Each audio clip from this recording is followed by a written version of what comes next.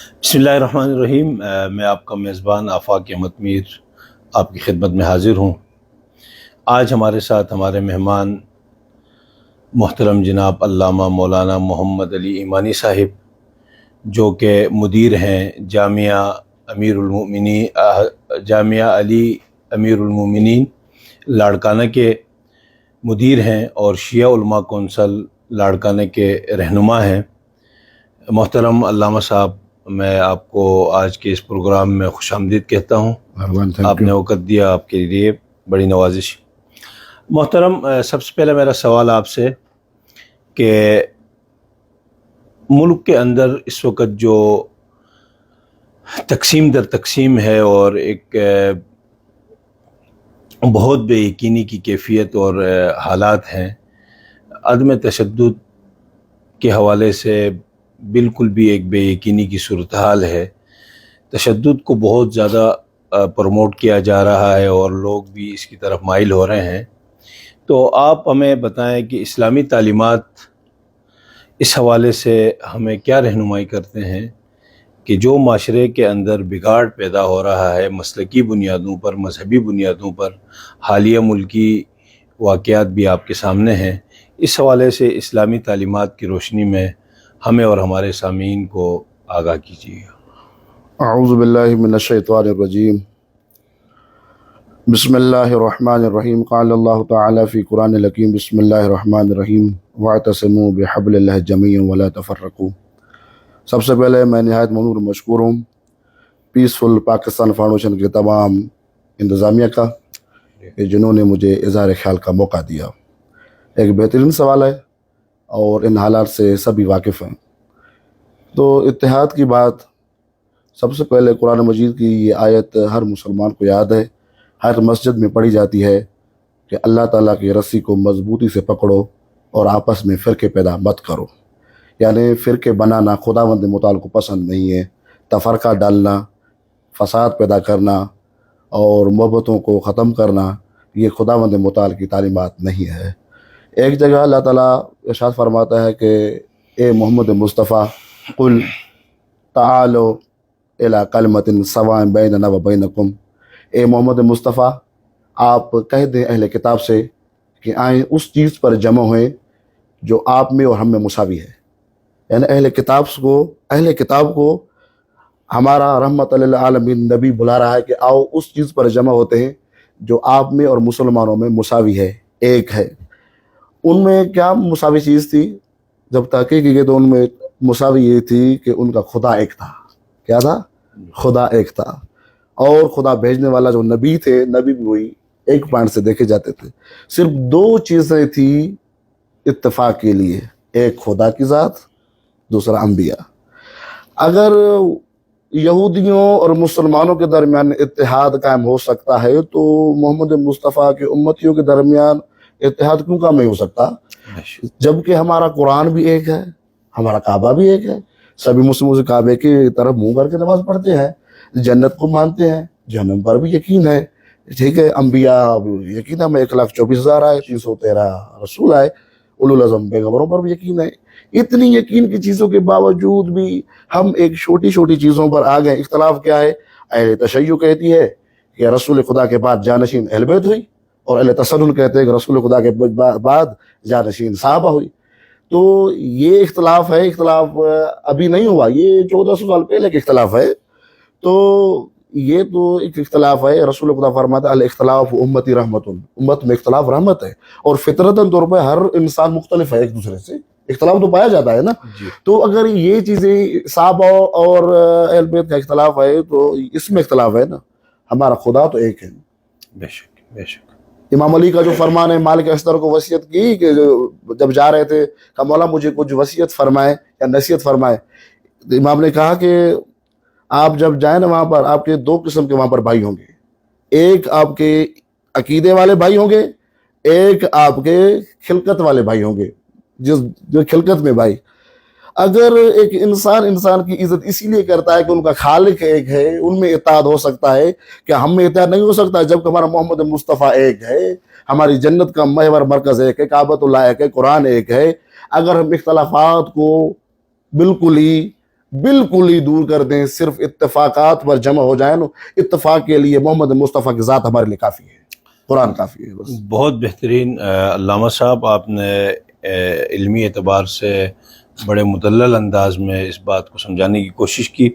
یقیناً جو اسلامی تعلیمات سے تو آپ نے ہمیں آگاہ کیا، اور یقیناً ہمارے دیکھنے اور سننے والے بھی اس سے استفادہ کریں گے. اب ان اسلامی تعلیمات کی روشنی میں بحیثیت مذہبی قیادت، یا جو ہماری مذہبی قیادت اور لیڈرشپ ہے، ان کی کیا ذمہ داری ہے؟ وہ کون سے ایسے اقدامات ہوں گے جن اقدامات کو اٹھانے سے معاشرے میں جو تشدد، عدم برداشت اور یہ جو فضا بنی ہوئی ہے، اس کو کیسے کم کیا جا سکتا ہے؟ اس کے لیے وہ کیا اقدامات ہوں گے جن کو اٹھانے سے ہمارا معاشرہ ایک پرامن معاشرہ بن سکے، ہمارا نوجوان ایک پڑھا لکھا جو ہمارا مستقبل ہے، اس کا مستقبل کیسے محفوظ ہوگا؟ کیسے ہم اپنے نوجوان کو جو بھٹکا ہوا ہے، جو اپنے راستے سے، اپنے مقاصد سے ہٹ چکا ہے، اس کو واپس اپنے لائن پہ، راستے پہ لانے کے لیے وہ کیا اقدامات ہوں گے؟ اور اس میں بالخصوص علماء کا جو مذہبی قیادت ہے ان کا کیا کردار ہوگا؟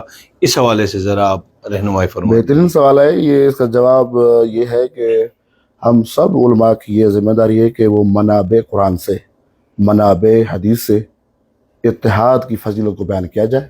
انہیں بتایا جائے کہ اتحاد میں برکت ہے، اختلاف میں نوست ہے، برکت کوئی بھی نہیں ہے.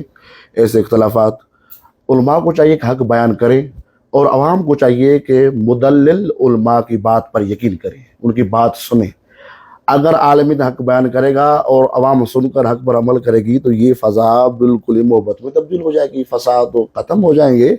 تو میں ایک واقعہ نقل کرتا ہوں کہ امام خمینی کی زندگی ملتا ہے. امام خمینی فرماتے ہیں کہ میں ایک گاؤں میں گیا، میں وہاں لوگوں سے ملا تو وہاں کے لوگ بد اخلاق تھے، بالکل ہی بے ایمان طرز کے تھے.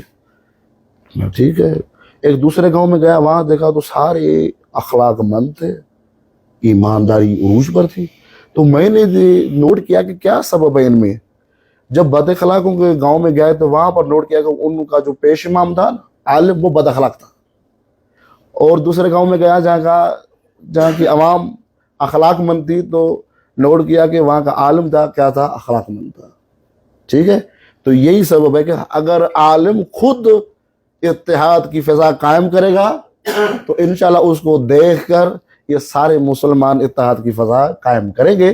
اگر دیکھیں اتحاد کی فضا کی بہت ساری مثالیں ہیں کہ خود آیت اللہ العظمیٰ، ہمارا مرجع تقلید، مرجع کبیر آیت اللہ سیستانی صاحب، یہ کہتے ہیں کہ اہل سنت ہمارے بھائی نہیں ہیں، صرف ہمارے بھائی نہیں ہیں، ہماری جان ہے.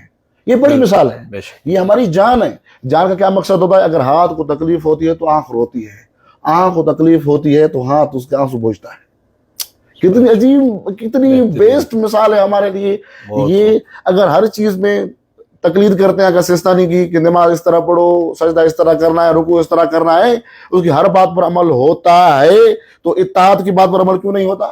بہت خوب. جب رسول خدا ایک یہودیوں کو اتحاد کی دعوت دے سکے، ان کے ساتھ بیٹھ سکتے ہیں، مسلمان کے درمیان کیوں نہیں بیٹھ سکتا؟ ایک بات آپ سے پوچھتا ہوں، ویسے تو خرید و فروخت تو سنی شیعہ کرتا ہے تو موتی میں بھی آتے ہیں، شادی بیاہ میں بھی آتے ہیں. کیا سبب ہے کہ امام بارگاہ میں جدا ہو جاتے ہیں، ایک دوسرے سے مسجد میں جدا ہو جاتے ہیں، جبکہ مسجد تو جمع کرنے کی جگہ ہے نا، محبت کی جگہ ہے. تو میں یہ تمام علماء سے، لیڈران سے، جو لیڈرشپ ہے، ان سے مخاطب ہو کے یہ انہیں پیغام دینا چاہتا ہوں کہ آپ عملی طور پر اتحاد کی فضا قائم کریں. عملی طور پر میں یہ پیغام تو ایسا نہیں ہے کہ جو عملی طور پر اتحاد کریں گے تو آپ کا عقیدہ وہاں چلا جائے گا. ہمیں یہ درس ملا کہ اپنا عقیدہ نہیں چھوڑو، دوسرے کا عقیدہ چھیڑو نہیں. جب قرآن میں اللہ تعالیٰ فرمایا لکم دینکم ولی دین، رسول خدا کو کہا کہ ان سے کہہ دو تمہارے لیے تمہارا دین، میرے لیے میرا دین. وہ دین جدا ہو گیا. کیا رسول خدا نے کہ بد اخلاقی کی ان سے؟ دین تو جدا تھے نا. پھر بھی کبھی بھی کسی مشرک نے یہ نہیں کہا کہ محمد مصطفیٰ نے مجھے گالی دی ہے، محمد مصطفیٰ نے کبھی میری بے عزتی کی ہے. نہیں. اگر تھے تو مشرک نہ، اللہ کو بھی نہیں مانتے تھے. اگر محمد مصطفیٰ مشرکان سے یہ پیار والا لہجہ اختیار کر سکتے ہیں تو دلن تو سب جانتے تھے، دلی طور پر نہیں، لیکن اگر پیار والا لہجہ محمد مصطفیٰ غیروں سے اختیار کر سکتے ہیں تو ہم کیوں مسلمان ایک دوسرے میں تفریق پیدا کر رہے ہیں؟ بہت خوب علامہ صاحب، آپ نے بہت ہی وضاحت سے وہ رہنما اصول بتائے جن پر مذہبی قیادت بھی عمل کر کے اس معاشرے کو پرامن بھی بنا سکتی ہے اور بہتر سمت کی طرف اس کا متعین کر کے اس سمت کی طرف ہمیں اس ڈگر پہ ڈال بھی سکتی ہے. بہت خوب علامہ صاحب، ہمیں آپ سے سیکھنے کا موقع ملتا رہتا ہے. میں اپنے آپ کے وقت زیادہ نہیں لوں گا، آپ کی یہاں موجودگی کا فائدہ اٹھاتے ہوئے میں یہ آپ سے عرض کروں گا کہ جو ہمارے پیسفل پاکستان فاؤنڈیشن کے امن کے سفیر ہیں، جو ہمارے ساتھ وابستہ لوگ ہیں، ہمارے دیکھنے والے ہیں، ان کو آپ کوئی امن کا پیغام جس سے یہ معاشرہ مزید بہتر سے بہتری کی طرف آگے اپنا سفر جاری رکھ سکے، آپ کی طرف سے اپنے امن پسند لوگوں کے لیے کوئی پیغام؟ مجھے یہ بات بہت پسند آئی. اللہ تعالیٰ آپ کو اجر عظیم عطا فرمائے گا، جو آپ کو معاون ہے اللہ تعالیٰ انہیں بھی اجر عظیم عطا فرمائے. ایک بہترین اقدام ہے. اللہ تعالیٰ کا فرمان ہے انما المؤمنون اخوہ، مومن آپس میں بھائی ہیں. ہماری جو بھائی چارہ وہ کھو چکے ہیں. آپ لوگوں کو بھائی چارہ یاد دلا رہے ہیں کہ آپ قرآن کی تعلیمات پر عمل کریں، اس بھائی چارہ کو قائم کریں. تو یہ اقدام کرنا چاہیے. یہ تو آپ نے ابتدا کی ہے، انشاءاللہ آپ کے اس پیغام کے توسط سے اور بھی زیادہ ایفرٹس اور کوششیں شروع کر دیں گے انشاءاللہ. ہم یہی چاہتے ہیں ایک بہترین پیغام، محبت کا پیغام دیں. میں آپ سے یہ پوچھتا ہوں کہ کب قرآن کہتا ہے کہ لڑو آپس میں؟ مجھے تو کہیں بھی نظر نہیں آ رہا. قرآن میں اللہ تعالیٰ ارشاد فرماتا ہے کہ اے مسلمانوں، ان کافروں اور مشرکوں سے مت لڑو جو آپ کو نقصان نہیں پہنچاتے. یہ ہے، اگر آپ کو گھروں سے نکالتے ہیں، آپ کے بچے ذبح کرتے ہیں، تو پھر بھی آپ کیا کریں؟ مصلحت کی پالیسی اختیار کریں، مصلحت اختیار کریں. تو یہ ہے محبت کا پیغام. یہ محبت کے پیغام کو عام کرنا چاہیے. ہم سب کو سوچنا سمجھنا چاہیے اور یہ بیٹھ کر یہ غور و فکر کرنا چاہیے کہ امت مسلمہ کہاں پہنچی ہے. وہ چند لاکھ آدمی، اسرائیل جس کا نام ہے، اور ٹیکنالوجی میں ہر چیز میں آگے آگے مسلمان پیچھے جا رہے ہیں. اس کا سبب یہ ہے کہ ہم جو اتحاد کی فضا ختم ہو گئی ہے. ایک میں واقعہ آپ کو یاد دلاتا ہوں. امام خمینی رحمۃ اللہ علیہ فرماتے تھے کہ مسلمان لڑ رہے ہیں کہ ہاتھ کہاں رکھیں. مسلمان آپس میں لڑ رہے ہیں کہ ہاتھ کھول کے تو پڑھیں، ہاتھ باندھ کے پڑھیں، سینے پر ہاتھ رکھیں یا سینے سے تھوڑا نیچے ہاتھ رکھیں. امام خمینی نے بہترین جملہ کہا کہ آپ ہاتھ رکھنے اور چھوڑنے کے چکر میں ہے، دشمن آپ کے ہاتھ کاٹنے کے چکر میں. بہت بہترین. یہ بہترین مثال ہے ساروں کے لیے، ایک محبت کے پیغام کے لیے. اگر ہم مضبوط ہوں گے نا، اگر ایک لکڑی ہے اس کو آسانی سے توڑ سکتے ہیں. اگر 12 لکڑیاں جمع کرتے ہیں تو کسی کی مجال نہیں کہ اس کو توڑ سکیں. تو اگر ہم ایسے ہو جائیں گے، ایسے پیغامات دیتے رہیں گے، انشاءاللہ آپ کا کام بتانا ہے. یہ تو رسولوں کی سنت ہے نا، وَمَا عَلَيْنَا إِلَّا الْبَلَاغُ الْمُبِينُ. میرا کام تو صرف بتانا ہے، عمل تو آپ کا کام ہے. یہ انشاءاللہ ابھی آپ نے جو تھیوریز کے کام کیا، انشاءاللہ پریکٹیکل بھی آہستہ آہستہ ہو جائے گا. ہم سب علماء کی یہ ذمہ داری کہ اس پیغام کو عام کریں. یہ اختلافات، اور میں یہ پیغام اس توسط کے ذریعے سے اس چینل کے ذریعے سے دے رہا ہوں کہ جو حق ہے ان کو حق بیان کریں. جو آپ کے مکتب میں ہے بتا رہے ہیں، وہ اس کو آپ حق بیان کرتے رہیں گے تو یہ ہم سب کے لیے فائدہ مند رہے گا. اور یہ کہنا کہ آپ میرے امام کو پہلا امام مانیں، زوری جبرن تو لا اکراہ فی الدین، جبرن تو اللہ تعالیٰ بھی نہیں کرتا جس نے پیدا کیا ہے. جب وہ پیدا کرنے والا وہ نہیں کرتا کہ زوری جبرن میرے دین میں آؤ، تو آپ نے تو پیدا کسی کو نہیں کیا. آپ کی کیا مجال ہو، کیا آپ کو حق ہے کسی کو مجبور کر کے اپنے دین میں لے آ رہے ہو؟ کسی کو حق نہیں ہے. آپ حق بیان کریں. حق الحق مع علی وعلی مع الحق، یہ احادیث آتی ہیں. حق بالکل واضح ہے. حق آپ کو صرف بتانا ہے.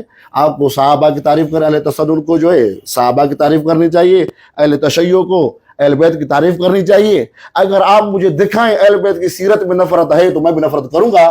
اگر صحابہ کی سیرت میں نفرت ہے تو میں بھی نفرت بہت اگر صحابہ کی زندگی میں اہل بیت کی زندگی میں دوسروں سے پیار اور محبت کا درس ملے تو شیعہ کو چاہیے کہ پیار کرے. اگر صحابہ کی زندگی میں دوسروں سے محبت کا درس ملتا ہے تو اہل تسنن کو چاہیے کہ وہ بھی آپس میں محبت کریں. کہیں پر بھی تفریق نظر آئے تو ہم تفریق کے قائل ہو جائیں گے. وہ اہل تسنن کو کہنا چاہیے کہ صحابہ کی سنت ہے, اہل تشیع کہنا چاہیے کہ اہل بیت کی سنت ہے. کہیں پر بھی نفرت کی نگاہ, نفرت کی بات, نفرت کا کردار ہمیں نظر نہیں آئے گا. صرف محبت ہی محبت نظر آئے گی. سبون قدوس ان کے تسبیحوں کی آوازیں نظر آئیں گی, غلاموں کو آزادی کے واقعات نظر آئیں گے, بیواہوں کی مدد کرنے کے واقعات نظر آئیں گے, دوسروں کو بخشنے کے واقعات نظر آئیں گے. اگر کربلا سب تو سنتے ہیں نا, بی بی سیدہ زینب سلام اللہ علیہ سے پوچھا گیا آپ پر اتنے ظلم ڈھائے گئے تو آپ کیا کہتے ہیں خدا کے بارے میں؟ بی بی نے کیا جملہ کہا, وما رأیت ربا الا جمیلا, میں نے خدا کچھ نہیں دیکھا مگر جمیل دیکھا. صبر کی داستان کربلا ہے. وہ کربلا یہ بتاتی ہے کہ کوئی تمہیں پیاسا رکھے انہیں تم پانی پلاؤ. یہ درس ہے صحابہ اہل بیت کا. بس یہی پیغام اگر سوچیں گے سمجھیں گے, صحابہ وہ ہیں جو صحابہ ہیں. اگر جو صحابہ نہیں ہیں, اگر ہم ان کو بھی تاریخ میں لے آئیں گے تو یہ بات نہیں. جو امام نہیں ہے, اہل بیت نہیں ہے, اگر وہ اہل تسنن ان کو بھی اہل بیت میں لے آئیں گے تو یہ اختلافات ہوتا رہے گا. اگر آپ مان رہے ہیں میرا عقیدہ میرے لیے محترم ہے, میرا عقیدہ میرے لیے محترم ہے کہ امام علیہ السلام میرے اول امام ہے مثلا, اور آپ کے لیے محترم ہے کہ حضرت ابو بکر آپ کے صدیق رضی اللہ عنہ وہ آپ کے ہیں, تو انشاءاللہ وہ مجھے کیا حق ہے آپ کو چھیڑتا رہوں؟ مجھے کیا حق ہے؟ بہت خوب. آپ کو بتانا ہے کہ قرآن میں اللہ تعالیٰ نے یہ فرمایا ہے. بس آگے عقل سلیم ہر کسی کی پاس ہے. تو اگر یہی فضا قائم رہے گی علماء کے اور عوام کے درمیان, انشاءاللہ ایک دن وہی آپ اسلام دیکھیں گے جو اسلام علامہ اقبال چاہتے تھے اپنے شعروں میں. بہت خوب علامہ صاحب, بہت بہترین آپ کا پیغام. آپ نے وقت دیا, آپ سے رہنمائی اور آپ کی سرپرستی میں ہم انشاءاللہ اس سلسلے کو آگے بڑھاتے رہیں گے. آپ کے وقت کے لیے بہت شکریہ. اللہ آپ کو عزتوں سے نوازے. بڑی نوازش محترم, بڑی مہربانی. السلام علیکم.